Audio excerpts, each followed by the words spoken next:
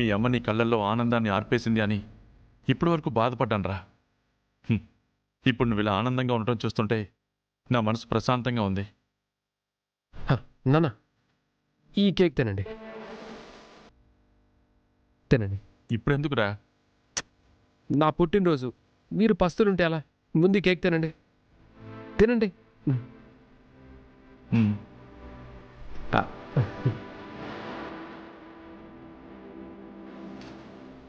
ఇంకో పీస్.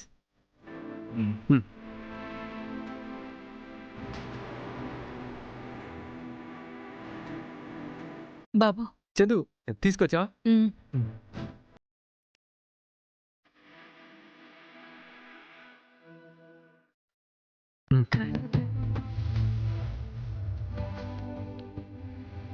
తినండి.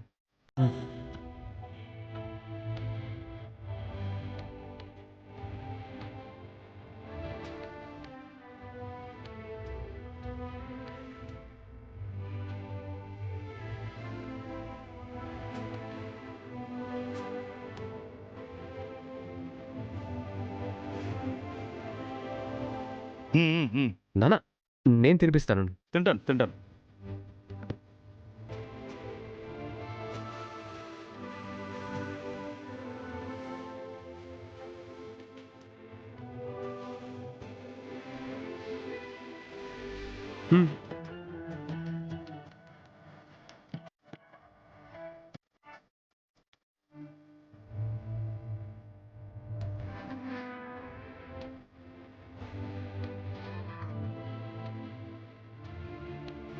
రే నాన్న, నువ్వు అలిగి అన్నం తింటం మానేస్తే ఎన్నో రాత్రులు నేను నీకు ఇలాగే అన్నం తినిపించేవాడిని. ఈరోజు నా స్థానంలో నిలబడి నాన్నకి నాన్నమయ్యావరా. కమ్మని బువ్వను కలిపిన చేతిని దేవ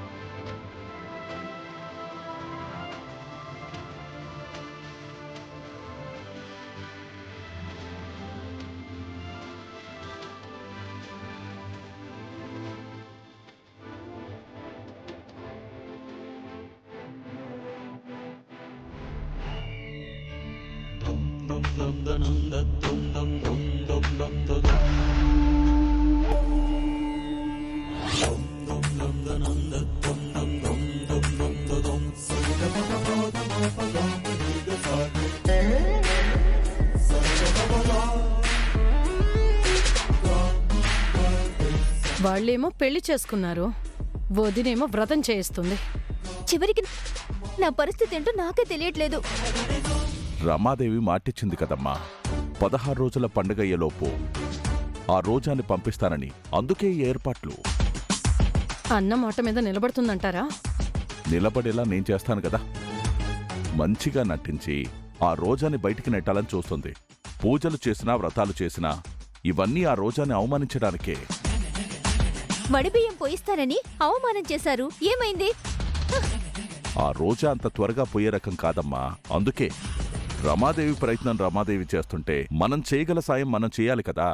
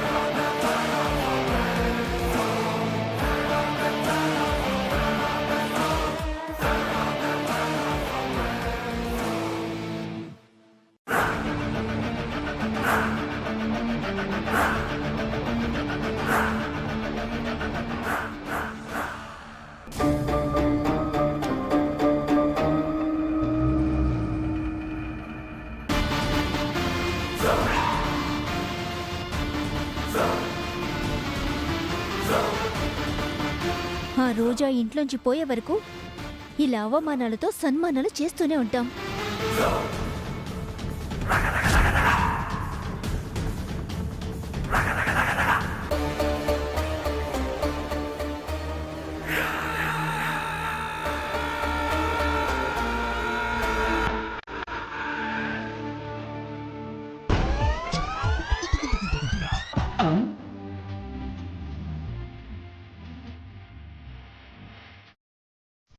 good morning. Welcome to Kantamaneni palace.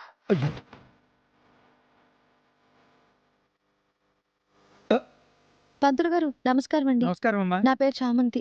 ఇదేంటమ్మా చూడ్డానికి యంత్రంలా ఉంది, మనిషిలా మాట్లాడేస్తోంది. వీడా చిట్టి అండి. ఈ ఇంట్లో తను ఒక పని మనిషి. పని మనిషా? మర మనిషిని పట్టుకుని పని మనిషి అంటావేంటమ్మా? ఈ ఇంట్లో మనుషులతో పాటే మర మనిషితో కూడా పని చేయిస్తూ ఉంటారు. ఓహో అలాగా, కాస్తలో గుండాగినంత పనైందమ్మా. చిట్టి మాలాగే అండి, ఈ ఇంట్లో పని చేస్తూ ఉంటాడు. చిట్టి, పంతులు గారికి వాటర్ తెచ్చివ్వు. ఓకే చావ్.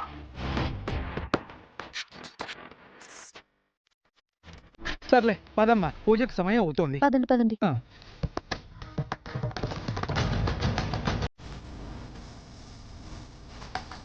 ఆ, ఏమైనా కావాలా పంతులు గారు? అన్నీ వచ్చాయమ్మా, ఇంకొన్ని పువ్వులు తీసుకురామ్మా. అలాగే పంతులు గారు. నమస్కారం పంతులు గారు. నమస్కారం అమ్మా.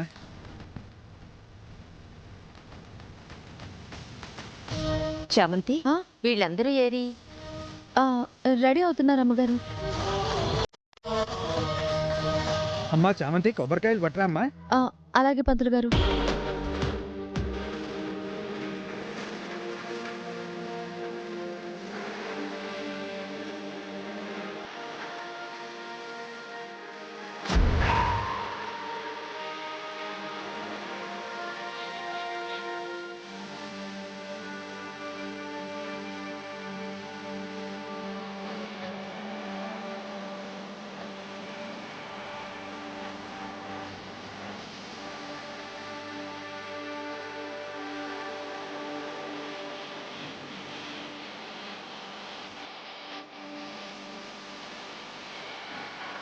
అన్ని సామాన్లు అక్కడే ఉన్నాయి పంతులు గారు.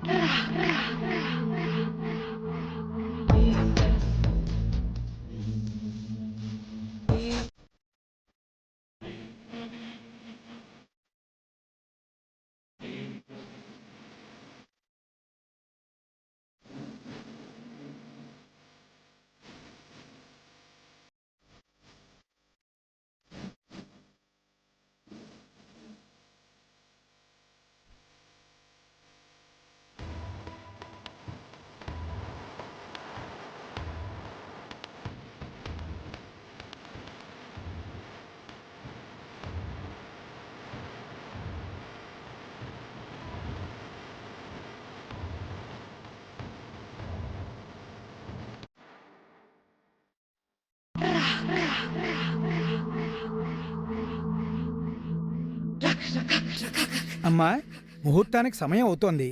తమరు కట్టుకున్న చీర పుట్టింటి వారు పెట్టిందే కదమ్మా?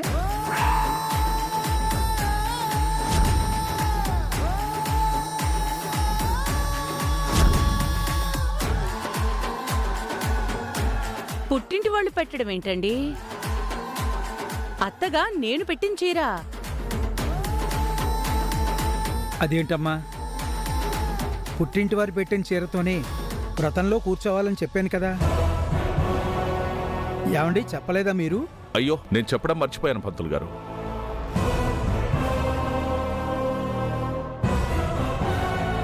పుట్టింటివారు ఉంటేనే కదండి పెట్టడానికి. కన్నవారు లేరు, పెంచుకున్నవారు ఎక్కడో విదేశాల్లో ఉన్నారు. ఇప్పుడు ఈ చీర పెట్టడం కోసం వాళ్ళు ఇక్కడికి వస్తారా ఏంటి?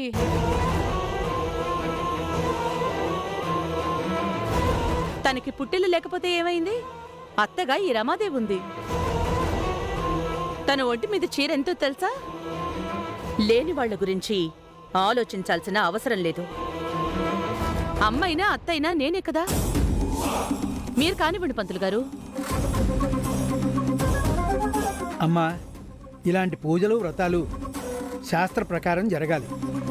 పుట్టింటి వారు పెట్టిన చీర కట్టుకోకుండా వ్రత ఫలితం ఎలా దక్కుతుంది చెప్పండి?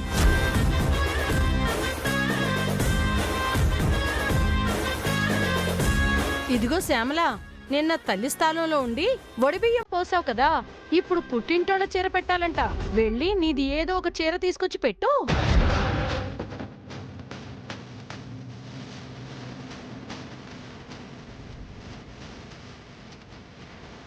ఏంటి, నా కోడలు ఆ పని మనిషి పెట్టిన చీర కట్టుకోవాలా? తన ఒంటి మీదున్న చీర ఖరీదెంతో తెలుసా? 5 లక్షలు. తన ఒంటి మీదున్న నగల ఖరీదు ఎంతో తెలుసా? 25 లక్షలు. అలాంటిది నా కోడలు పోయి ఆ పని మనిషి పెట్టిన చీప్ చీరలు కట్టుకోవాలా? ఏం మాట్లాడుతున్నారు మీరు?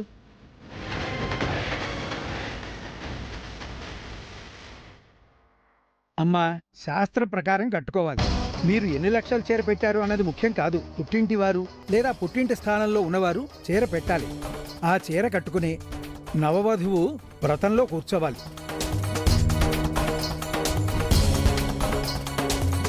లేదు, మేము ఇలాగే చేస్తాము అంటే వ్రతం చేసి కూడా ఫలితం దక్కదు.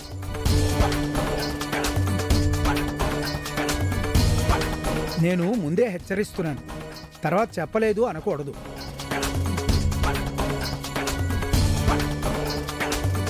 పంతులు గారు చెప్పేది కూడా నిజమే కదమ్మా. శాస్త్ర ప్రకారం చేయకపోతే వ్రత ఫలితం దక్కదు. అందులోనూ సత్యనారాయణ స్వామి వ్రతం ఎంతో భక్తితో నియమనిష్టలతో చెయ్యాలి.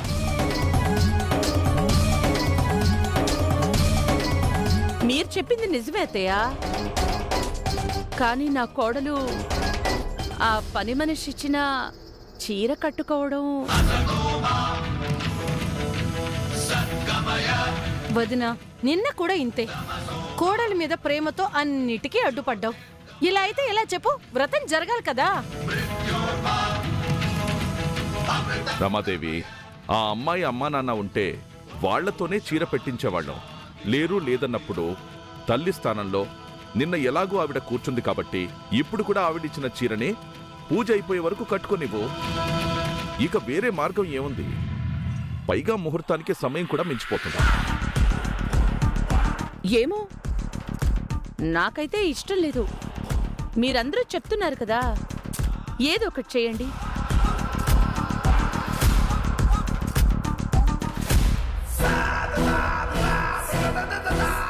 ఏ చామంతి, పంతులు గారు చెప్పింది విన్నావు కదా? ఇంకా అలా చూస్తూ నిలబడతారే? త్వరగా మీ అమ్మని చీర తీసుకుని రమ్మని చెప్పు.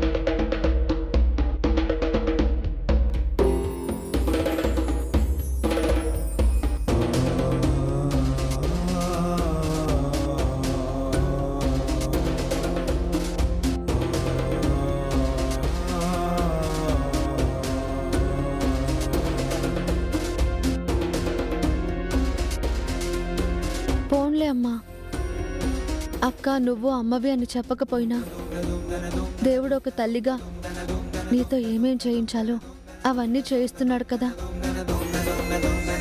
ఇలా అయినా అక్కకి పుట్టింటి సార వెళ్తోంది. సంతోషించాలే కానీ బాధపడితే ఎలా? పదమ్మా.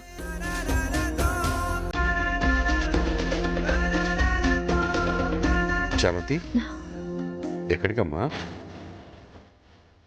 ఏం లేదు నాన్న, ఇంట్లో సత్యనారాయణ స్వామి వ్రతం జరుగుతుంది, అందుకే. సరే అమ్మా.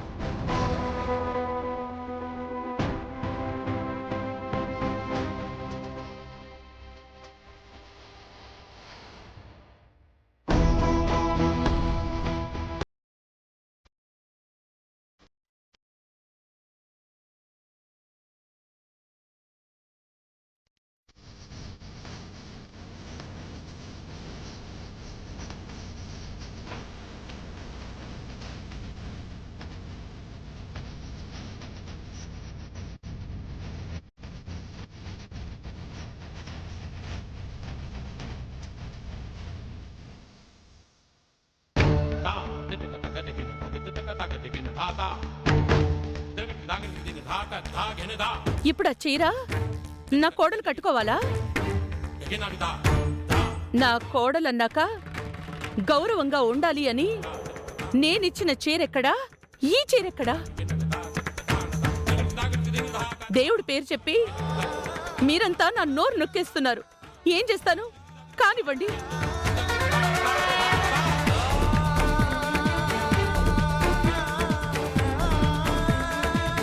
ఏంటి రోజా అలా చూస్తున్నావు?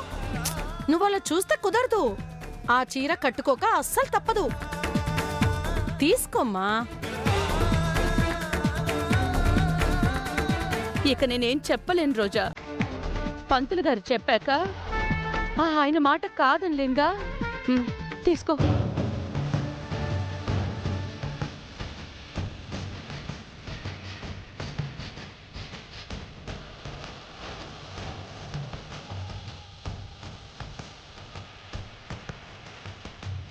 ఏ చామంతి, చీర పెడితే సరిపోతుందా? తీసుకెళ్ళి ఆ చీర కట్టించి తీసుకురండి. అలాగేనండి. అమ్మా రోజా, రండమ్మగారు. వెళ్ళమ్మా.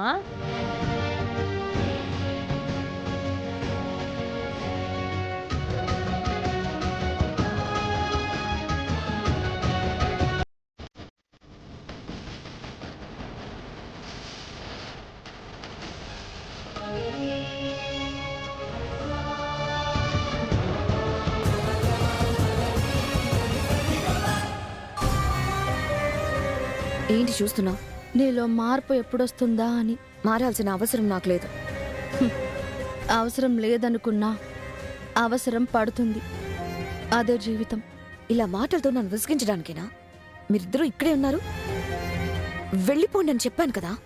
వెళ్ళిపోలేనంత బంధాలు మాకిక్కడేం లేవు. వెళ్ళిపోతే నువ్వేమైపోతావో అనే భయం తప్ప.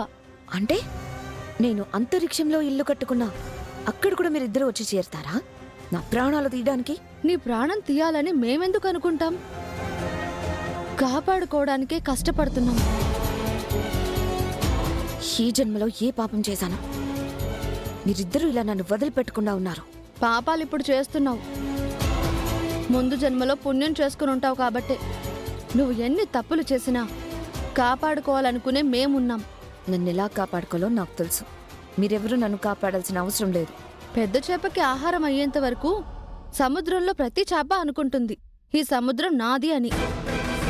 నువ్వు అలాంటి భ్రమలోనే ఉన్నావు.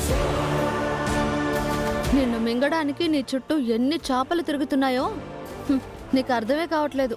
నన్ను తక్కువ అంచనా వేస్తున్నావు చామంతి. అహానికి బ్రాండ్ అంబాసిడర్ అయిన రమాదేవి అహం దించి తన చేతనే కోడలను పెంచుకున్న దాన్ని. అందని దానికోసం ఆరాట పడుతున్నావనే దానికి కారణం ఏంటనేది నీకు చెప్పినా అర్థం కావట్లేదు. నేను ఎదిగితే ఆనందపడతారనుకున్నాను. పక్కన చేరి ఇలా కిందికి లాగే ప్రయత్నం చేస్తారని అనుకోలేదు. మేం ఖచ్చితంగా ఆనందపడేవాళ్ళం కష్టపడి నువ్వు ఎదుగుతూ ఉంటే. ఇలా అడ్డదారిలో అందలం ఎక్కాలని చూస్తే ఆనందం ఎక్కడుంటుంది? బాధ తప్ప. అవును, చాలా బాధపడుతున్నారు. అందుకే కదా లక్షల ఖరీదు చేసే ఆ చీర తీసి ఇవ్వనికి మళ్ళీ చీర కట్టించారు. అందులో డబ్బు మాత్రమే ఉంది, కానీ ఇందులో అమ్మ ప్రేమ ఉంది. అందుకే నువ్వొద్దు అనుకున్నా ఆ దేవుడు ఈ చీరే కట్టుకునేలా చేశాడు. మీ పేదరిక ప్రేమలు నాకెందుకు? నా తెలివితో కష్టపడి నేను సంపాదించుకున్న ఈ సామ్రాజ్యంలో నాకు నచ్చినట్టు నన్ను బ్రతకనివ్వండి చాలు. డబ్బే జీవితమని నువ్వు అనుకుంటున్నావు. పేదవాడి జేబులో ఉండే రూపాయికున్న ఆనందం ఉన్నవాళ్ల లాకరులో ఉండే ₹1,00,00,000 ఉండదక్కా. డబ్బే జీవితం కాదు. జీవితం అంటే డబ్బు కాదు. డబ్బు అవసరం అంతే. అడవుల్లో బతికే చాలా మందికి ఆ అవసరం కూడా ఉండదు. అందుకే వాళ్ళందరికంటే ఆనందంగా ఉంటారు. బ్రతకడం తెలియని నీలాంటి వాళ్ళు చెప్పే పనికి మాలిన ఫిలాసఫీలు నాకు చెప్పకు. నీకిప్పుడు అది అర్థం కాదు. నీ ఆశకి బతకడానికి కూడా భయపడే రోజు ఒకటి వస్తుంది. ఆ రోజు నీకోసం ఎవ్వరూ ఉండరు. నువ్వు ఏ పరిస్థితుల్లో ఉన్నా నీకోసం ఉండేది మేమే. అది నీకు అప్పుడు అర్థమవుతుంది. చెప్పి నిన్ను మార్చలేను. అందుకే నా అక్కని కాపాడుకోవడానికి నా ప్రయత్నం ఏదో నేను చేస్తున్నాను. సరే సరే, అమ్మగారు కింద ఎదురు చూస్తూ ఉంటారు. మీరు పదండి యువరాణి గారు. హాయ్ రోజా.